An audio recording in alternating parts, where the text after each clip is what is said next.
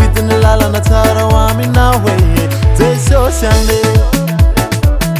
ianao mitondra ny fiainanay fitahina no iainanay indra fo no velomanay ianao anonampiray ny fonay todika aminao ka mialatsiny afa-tsy ale ty foky efa tale de ho zanaka malala malalana hoe Jesosy ianao ianao no tompoko ambarako isanandro nazarana hoe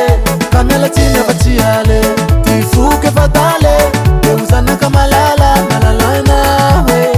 Jesosy ianao ianao no tompoko ambarako isanandro nazarana hoe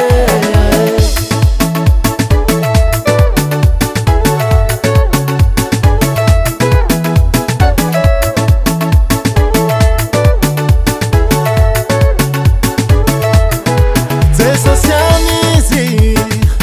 ianao alevelona mandrakiza namonjy ny fiainanay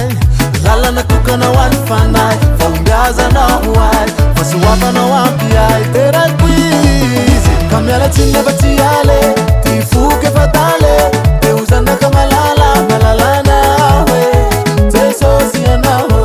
ianao no tompoko ambarako isanandro nazarana hoe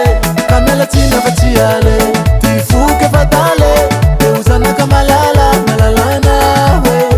Jesosy ianao ianao no tompoko ambarako isanandro nazarana hoe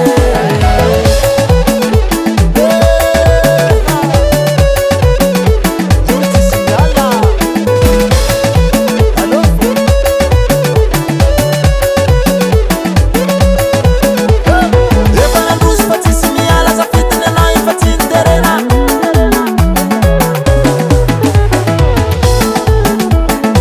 velombelony eto za zegny ka mialatsiny afa-tsy ale ty foky efa tale de ho zanaka malala malalana hoe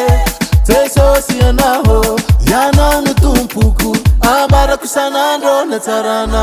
hoe ka mialatsiny afa-tsy ale ty foky efa tale